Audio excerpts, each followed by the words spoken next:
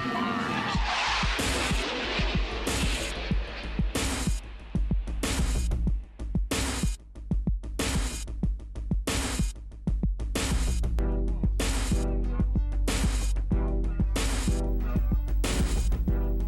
to the JoSpyda TV show.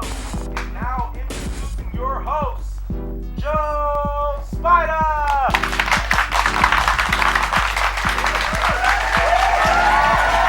Welcome. Thank you again, everybody. This is the JoSpyda show, and I am your host, JoSpyda, and I do represent the fresh. Today we have actually a good topic that we're going to talk about. It's hip-hop and how it impacts our youth today. I have a bunch of artists that are here from Chico. They attend Chico State. Some very good friends of mine. I have DJ Darkness. Clap it up for DJ Darkness. I also have my boy, J Smoove. Clap it up for J Smoove. As well as my other homeboy. He goes by the name of Lynguistix, you know what I mean? So today, we're just going to talk about hip-hop and talk about how it pertains to our youth today. So, let's get this show started. Y'all ready? Y'all, come on, man. Y'all got to sound hyper. Y'all ready? Yeah! All right, baby. Let's get this show started, man. So, the first person I will bring to the stage, make some noise. He's a local DJ here at Chico State. He has his own radio show called KCSC Radio. You know what I mean? That's Chico State. Shout outs. He hosts local ciphers for freestyle ciphers here on campus and as well as at his house. Make some noise for DJ Darkness. Thank you. DJ Darkness, my man. How you feeling today? I'm straight. That's good, yeah. man. Well, it's actually an honor to have you on this show. And right now, we're just going to go ahead and jump right into it, man. First question I just want to ask, man, is tell me a little bit about yourself, man. Tell me how you feeling. Tell me what you got going on for yourself. Name's Malcolm. That's my government name right there. I'm going to give y'all my government name. That's the last time, though. DJ Darkness is stage name. I'm 21 years old. I'm a third year in college, so I'm a junior. I'm originally from Sacramento, California, and I've been DJing for 8 years, so. All right, man. Clap it up for DJ Darkness, though. Man, so the first question I want to ask is, where'd you get your name? Where'd you get DJ Darkness from? That's, a lot of people, they call you DJ Darkness, but right. Where did it come from? Well, actually, when I first started DJing, I originally wanted to be DJ Replay. And I don't know, that was just the Shouts first. to Replay. That's the first thing. Yeah, shout outs to DJ Replay out here in Chico. But that was the first name that I actually came up with. And then I was actually at my church, my local church, one of the girls, she just said, you should be DJ Darkness. And I tried to get out of it because I was like, why? I was like, I'm black. Of course, she would say DJ Darkness. And, I didn't like it at first, but then I just couldn't get out of it. Everybody liked it, so it kind of stuck. So I had no choice over the matter, really. Right. Yeah. Okay. So what got you into hip hop? Was it just like one day you just thought about, you know what, I'm gonna be DJ Darkness? Why not be an MC? What got you involved? Well, actually, I didn't grow up listening to hip hop. My mother didn't let me listen to none of that stuff. I grew up on jazz and old school music, and so for me, I didn't get introduced to hip hop until I met my mother's sister's boyfriend at the time, who actually became my uncle. They got married, but he was a DJ in Los Angeles, California. His name's DJ Sweat. Shout out to DJ Sweat. And I saw him DJ for the first time, and I was just super just really interested in it. So that's kind of how it started right there. Okay. So how has your music and your DJing skills evolved since, the first time you ever, touched the, the ones and twos, or, being an MC, or how have your skills evolved? Well, it started out pretty basic. I remember the first two records I mixed was Lil Jon Get Low with Sierra Goodies. Lil Jon Get Low was gassing at the time. Yeah, it was gassing. It was gassing. It still get the clubs popping now. Yeah. But I mixed those two records. Those were the first two records I ever mixed. And I started out on vinyl.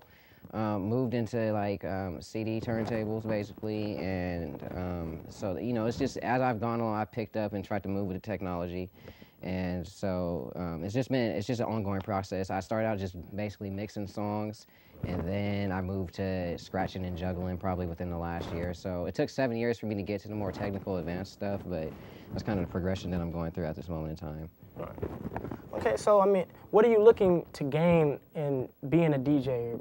What are you like? What is your goal? What are you looking to obtain from that? Are you trying to get fame and fortune, or is it just to the love of music? I mean, like, what are you? Well, it's really the love of music. That's number one. Fame and fortune, I feel like, will come with it. If you're doing anything that you truly love doing, then you're gonna get whatever if you're trying to be famous or get a lot of money, then that'll probably come with it if you're really passionate about it. But for me, it's not even about that. Like hip hop was a way for me, and DJing was a way for me to like just to express myself. I use it as a way to, kind of allow myself to relax from, a stressful day or anything like that. So it's really it's a love for the music first, and then all that other materialistic stuff. Like if I get that from, doing it, then cool, but that's not really why I'm in for it. I really enjoy being in the environment of hip hop. Right. So I mean, what is your who did you look up to being, a hip hop DJ, and and how has that, inspired you to take on being a DJ yourself? Well, my uncle, first and foremost, DJ Sweat from Los Angeles, California, he was the first person that kind of gave me that first stepping stone. As I got older, there was another DJ by the name of DJ Tay Rock. He's based out of Atlanta, and he DJs in a group called the World's Famous Super Friends.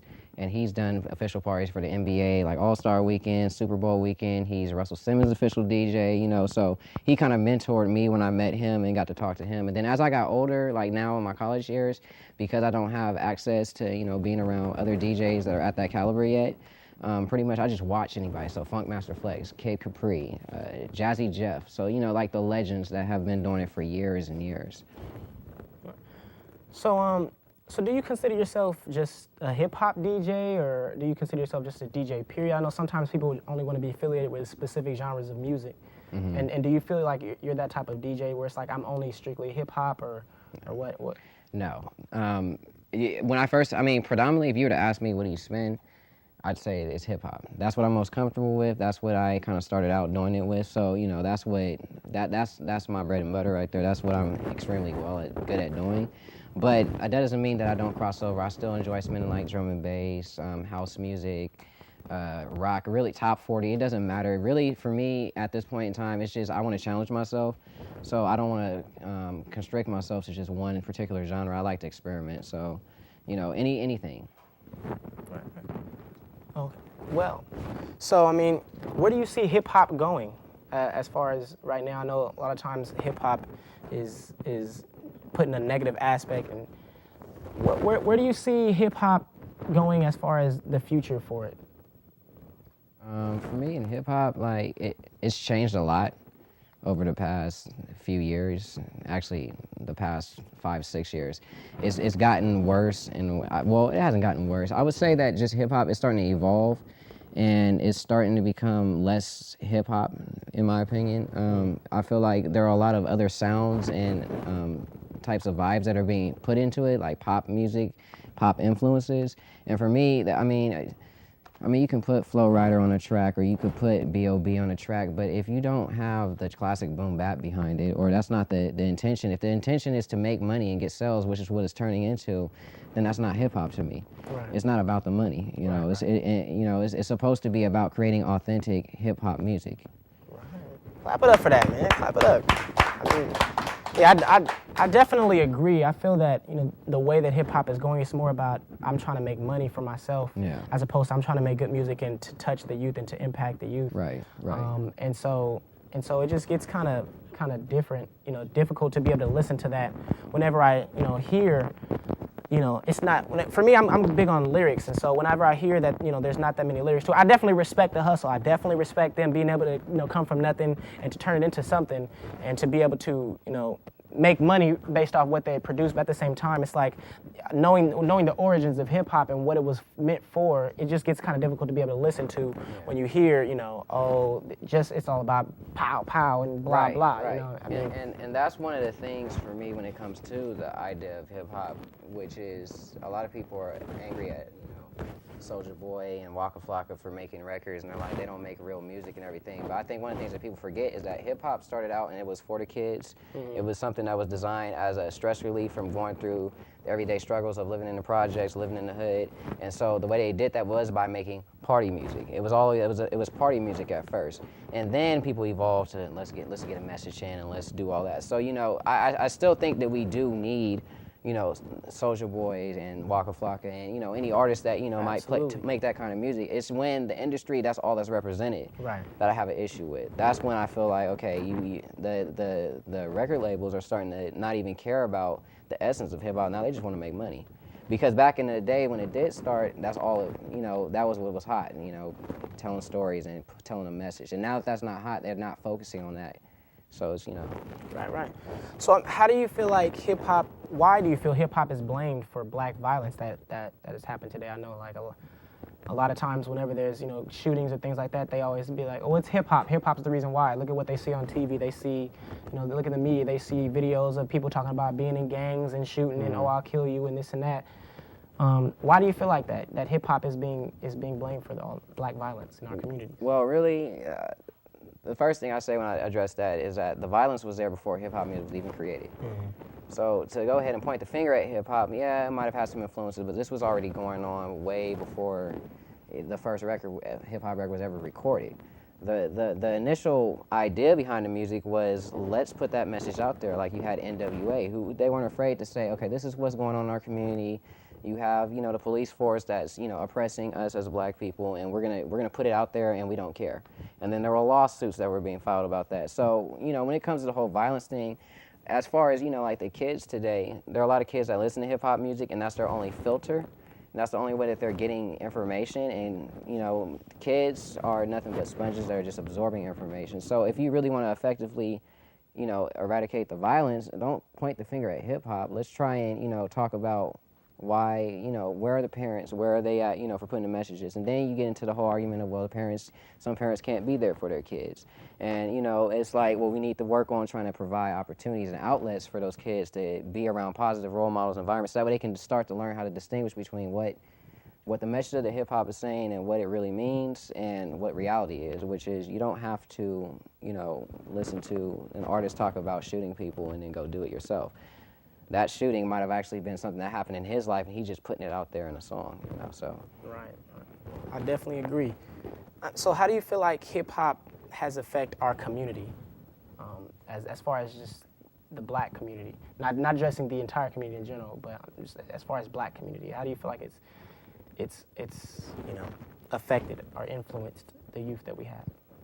I think when it comes to hip-hop and, like, affecting just the community, it's like it's positive and negative. There's never, I don't think there's really one answer to that. I think from my perspective that on the positive side, it allows us to escape, really. Throw some headphones on, you don't have to worry about any of the problems that you're going through. I think on a negative aspect, if you're at that age where you're young and you're susceptible to, accept anything coming from anybody, anywhere, and that's your only source, that's where the negativity comes, because you have these kids where all they're listening to is stories about guns, drugs, and violence. And, if that's your only source of getting things, and we know that kids are influenced by what they see and what they hear, then they're going to go ahead and go out and commit guns, drugs, and violence. So it's like I said, and it goes back to the industry, too. It's like having that balance. Having that balance of having, hip-hop with a positive message, hip-hop with a negative message, because like it or not, hip-hop isn't the only vice out there. There's other vices. There's some people that drink all the time, Right. So it's really, just making sure that we give people a exposure to a variety of things rather than just one aspect of it. I mean, clap it up for that.